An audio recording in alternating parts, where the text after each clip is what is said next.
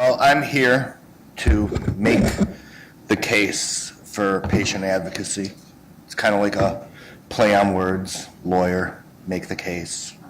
I was a lawyer for a long time, about 15 years before this happened. I was a defense lawyer. What it means is I used to get hired by insurance companies. For example, if you're in a car accident and you get into an accident with somebody and they say they're hurt, and the case goes to court and there's a lawsuit filed, your insurance company would have to hire somebody to defend you. And I tried to make sure that that was me and my firm, and for a number of years we did a lot of that work. And what it means is that we had to go to court all the time and try a lot of cases and learn about medicine, everything from whiplash to broken bones to paralysis, even loss of limbs. So, you start doing this for a number of years and you find out that, you know what, you're not scared to walk into a hospital. You're not scared to question a doctor. I mean, we did it all the time. We'd sit there in a room with a doctor. It's called a deposition. People in healthcare get scared of it when they have to go appear for one, and for good reason, because we fight and we question and we ask doctors and nurses, about their care and treatment. We try and find holes in order to win our case. But at the same time, along the way, you end up learning a little bit about medicine, and it makes you feel comfortable that you can walk into a hospital or walk into a doctor's office and actually talk to them. And the reason that I'm even bringing this up is because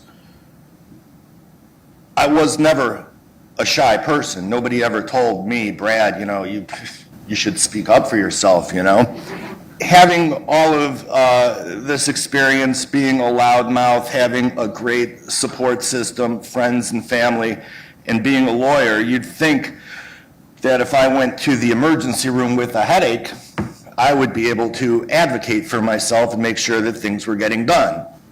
I went to the hospital. I called 911. I was taken by ambulance. I arrived about 5:30 in the afternoon. Within an hour, I had family, friends, probably 6 or 7 people in the emergency room.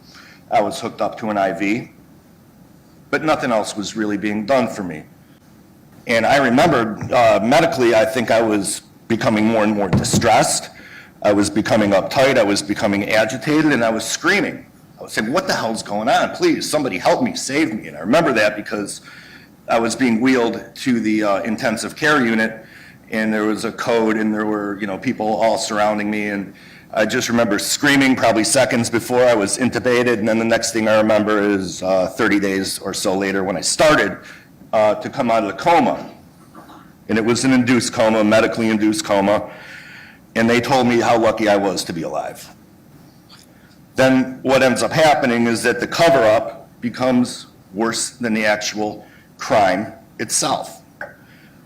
Well, people that work in medicine, it's like anybody else. There's good days and there's bad days. You can go to the worst hospital in the world and happen to have the greatest doctor and who has a great idea and everybody's on and you get the best care. You can go to the greatest hospital in the world and have a bad day, and a cascade of horrible things happens. That's how most medical error occurs. It's a cascade. One bad thing happens, people look at it and be like, oh geez, this is I don't want to go near that. It happens in every profession.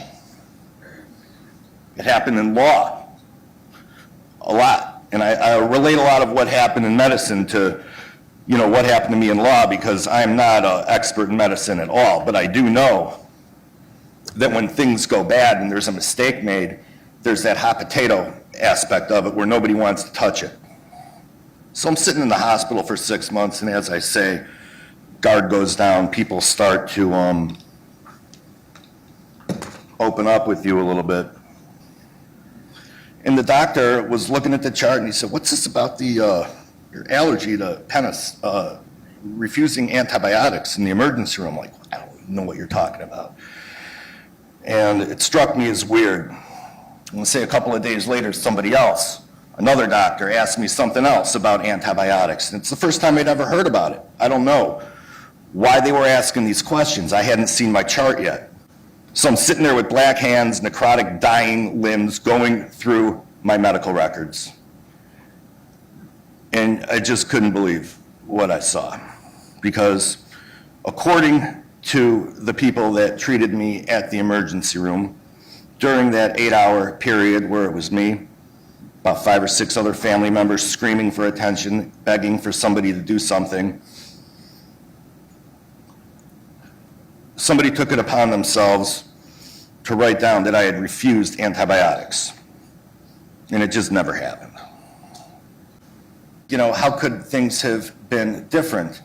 And what does advocacy have to do with any of this? And it's simple, and if I'm here to make the case, and I think this is why I was asked to speak, it's because I really do believe that I'm almost like the poster child for advocacy.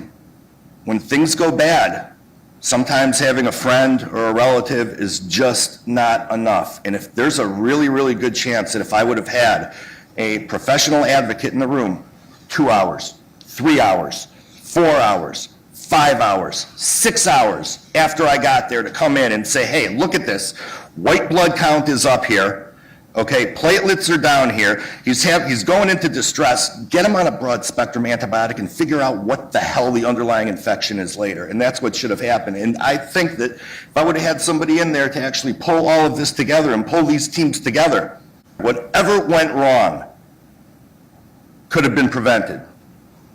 This room is filled with people that are interested in this business and want to be advocates and are looking for advocates. And they call themselves all different things. I mean, we have healthcare navigators, we've got patient advocates, we've got patient navigators, we've got life, elder care people, but we all do the same thing. The purpose of GCA, the Greater Chicago Advocates, is to actually try and consolidate the services of all of these people out there that are doing this work. Our goal is to get the advocates together in one place and then let the patient and the family decide if this is a good match. And we're live right now. If anybody's got a cell phone or anything like that, www.chicagoadvocates.com. Thank you.